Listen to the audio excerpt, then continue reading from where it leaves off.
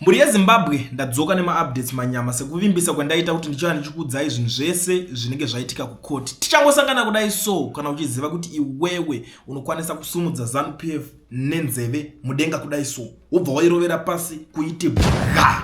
Ende kana uri panapa unoziva kuti unodeedzera kuti pasi nezvigananda pasi neZANU-PF.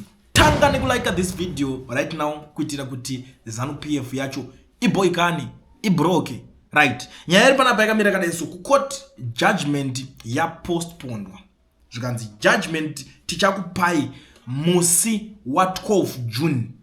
This is the situation right now. Ndo zvinhu zvaitika. Ndiri kunyanya kuti maZimbabwe tiite kakunyatsofambirana kanenge karipo. Unongoziva kuti zvinhu zvine chimboitika kavanenge kuti aiwa tinozosangana musi wa 12 ndo patichikupai mutongo kuti muzonzwisisa kuti zviri kunyatsofamba sei zvichazonyatsoitika kuna comrade. Saka judgment ya comrade Nyoka Mabhunu 12 June ndo pairi kuzouya ichizopiwa. Asi inini sekuvimbisa kwandaita kuti ndichauya ndichikuzivisai in time kuti chii chinenge chaitika kukoti. Ndatozadzikisa munoziva kuti ndini one munhu asina nungo panyaya idzodzidzi. Aiwa zvinhu zvafamba zvakanaka. maZimbabweans vanga vakaunga na vauya in solidarity with comrade Nyoka Mabhunu. Aiwa karunyararo kanga karipo vanhu vaita zvinhu zvavo with love and chinchi. Zvinongotendwawo zvakanakawo zvinenge ivo vanhu vari mu in a good mood mukuzviona, but kakusafarawo karipo nekuti vanhu vanonokerwa nekuona comrade Nyoka kuti vange vachizobuda panze. Ndo nyaya chete yanga yangorwadza moyo yemaZimbabwe kuti aiwa taneta nenyaya idzodzo takusvika pakuningirikina pakuramba tichingomira kumakoti tichingodzoka. Saka ndo nyaya chete yanga yangorwadza vanhu very zhinji, but maZimbabweans vauya. As you can see mamwe mufananidzo yandakwanisa kukuratidzai apo yo kuti munge muchiona kuti zvii zvanga zvichimbonyatsoitika ipapo. Handisi kuda kupedza nguva yenyu. Kana uri muSouth Africa uchida kuregisterwa company wobva wavhurwa FNB business account, bata education research yana Mukoma Owen ishasha vanozviita. Iwo chako ndikuziva kuti vazhinji mukutambura kuti hauna work permit kana study permit. Vanokurejistera, chinongodiwa chete valid passport. Contact him on the numbers that are showing on the screen. Zvekuisa mari maaccount dzevamwe ndezvekudhara zveshe. Izvo so zvakungoitwa nyore nana Mukoma Owen. Please batai number idzi vabvunzei, torai maquotation motabva nekwakulienti. Tiri kuda kuti tinzwisise kuti zviri kunyatsofamba sei, munotikwanisa kuti register richinji. Enda umboende kwauri, unovanotongokuitira uri kwauri ikoko. So contact him panamba idzodzidzi.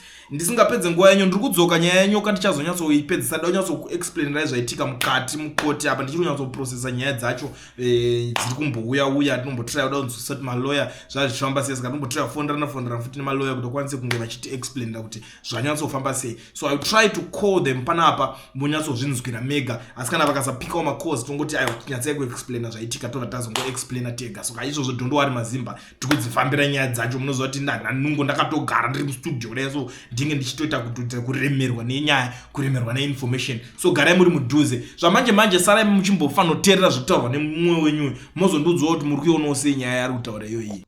Varume vanhu ava havana chakanaka nometa unovarongera chinhu chakanaka kana kuvaitira chakanaka muupenyu kana kuvaudza maidea anoendesa nyika mberi. Havanei nazvo. Doesn't matter to show them how the road look like, how the hospital look like, how the service delivery is supposed to deliver, or how are they have to treating people, but themselves they want to treating people in badly. They don't care about who you are and who are you. Even you are grown up in this political party, as soon your head you started to be a big head to see their mistakes, their problems, what are they done to the citizens, to the community of Zimbabwe, you begin to be an enemy. They are expecting about you people as the citizens. You have to keep quiet. You don't have a right to say something what you see and what are they done wrong. Ipapo kule ndo daona tokuza chokwadi. avazi expect kuti vanhu zvatiri kuita izvi vanotova namabrilliant idea okuendesa nyika mberi dzani isusu tiri kutonga. Mnangagwa una vakadzi vangani vakaramba? Josia Magamba tongogara chaiye hazvanzi yake yaimutevera wanga ari mukadzi waMnangagwa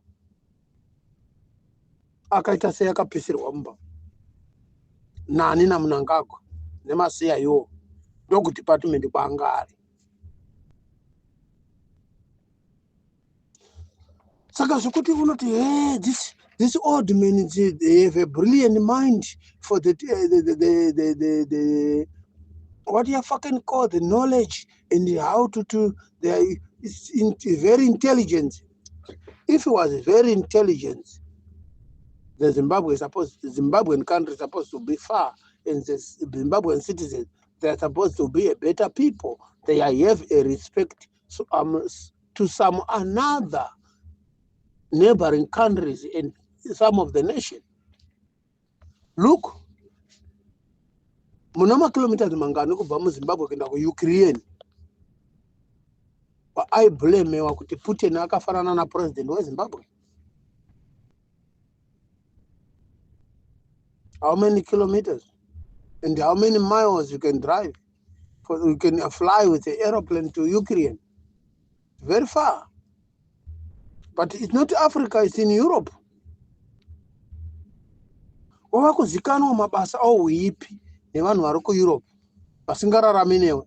What more vari kurarama newe day and night, 1 minute to 24 hours. Ndio unoda kuti vanyarare.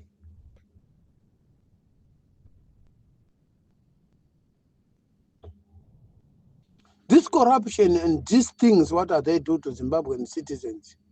It's a public. Vari kuzviita papublic. Hazvina kana mubvunzo. Sokuti vanhu vanoisa mawandering kuti why ikuleni uchiti pasine ZANU-PF. Vanhu vangakona kuti pasine ZANU-PF chii chairi kuitira vanhu. Chii chamuri kuitira. 08 May yanga iri zuva tourism from Bulawayo to Vic Falls. Look at the road. Who did build that road? It's Ian Smith. Ian Smith regime.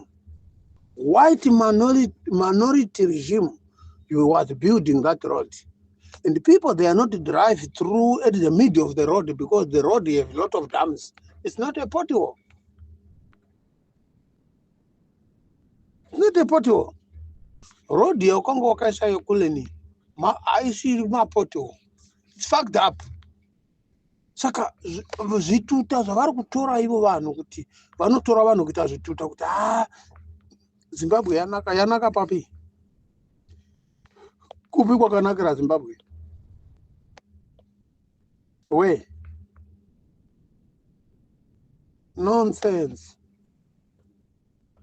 Vanotora zvipukupuku izvi zvinongoteerezwa nezvanopfekedzwa matisheti, handipfeki tisheti yeZANU-PF.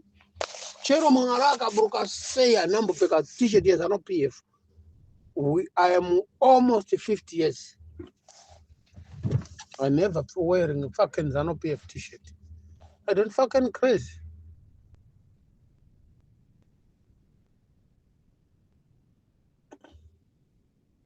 Why I can wearing for the t-shirt of ZANU-PF? What I can achieve with a t-shirt and scarf and a kepi of ZANU-PF? And why I can go to attend the ceremony or inauguration or what for ZANU-PF and to go to the gathering meeting of ZANU-PF? What I'm learning there?